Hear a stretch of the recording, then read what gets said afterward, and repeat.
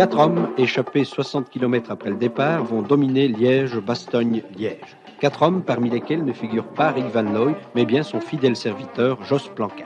Celui-ci s'en va dès le début, ou presque, en compagnie du Hollandais Rentmeester, du cyclocrossman allemand Volschol et du Français. Swerts va être ensuite lâché, tandis que Van Schiel avec Merckx va creuser un écart important, 1 minute à la hauteur. Tandis que les forts pourcentages de cette montée provoquent une montée en zigzag des deux hommes de tête. Derrière, Bernard Hinault n'a plus que Maurice Le Guyou pour le soutenir. Mais le coureur français va sortir accompagné de Contini et de Lubberbing derrière le duo de tête. La jonction va être faite au moment de la montée de la haute levée, 3600 mètres à 5,6%. Du français Laurent Fignon, vainqueur du Tour de France 1983. Derrière, l'Australien Phil Anderson de l'équipe Panasonic, vainqueur de la semaine catalane, est parti en compte derrière le français. Il va ensuite rejoindre 21 avril 1985 pour la 71e édition de Liège-Bastogne-Liège. La Belgique attendait donc avec impatience la fin de 7 ans de disette.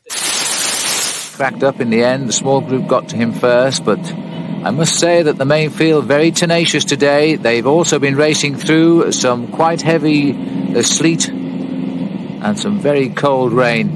This is Benny Van Brabant here from the SEFP team. It's a local professional team, and Van Brabant riding very strongly here at the front. This is the climb of the Côte de Haute-Levée. 193 kilometers covered when they go over the top of this climb. Still the best part of an hour and 3/4 of racing. Résumé de la 86e édition de Liège-Bastogne-Liège, ce 16 avril 2264 km au menu, et nous avons à l'avant de la course 7 coureurs issus de l'échappée matinale. Hugues de Bols, 9e en 99, Jülich, 3e du Tour de France 98, Garcia Alonso, Nierman, Wright, Mazzenti, Van de Hoover, 11e de la Grande Boucle 99, un grimpeur donc, et Andreas Klier. Derrière, nous avons le peloton, environ 2 minutes.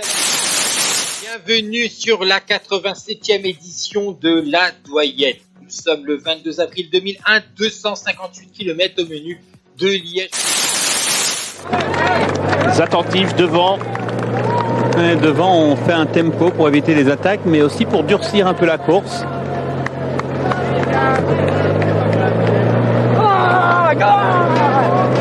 Et voilà notre copain.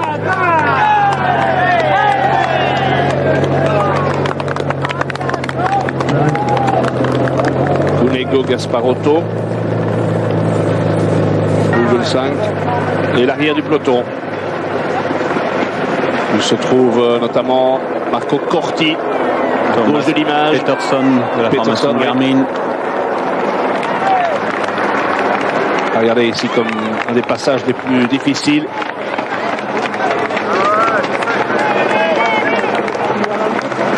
On a là également Rossi, Mazzareno, équipier de Rebellin, sans doute pas celui sur lequel il comptait le plus. Il y a aussi Koen de Kort à gauche. À 10h15 d'une échappée matinale avec 10 coureurs, c'est constitué avec Delphos, Jesus Herrada, Keskiakov, Mathias Franck, Lelay, Vorganov, Thomas de Rennes, Michael Delage, Tony Galopin ou encore Talabardon. Au sein du peloton qui avait laissé jusqu'à 4 minutes d'avance au fuyard, c'est la formation Drake qui a d'abord roulé. Après l'enchaînement côte de Stockeux et côte de la Haute-Levée, l'écart est remonté à plus de 3 minutes. Dans la côte de la Haute-Levée, à moins de 80 km de l'arrivée, c'est Philippe Gilbert, vainqueur en 2011, qui tente sa chance.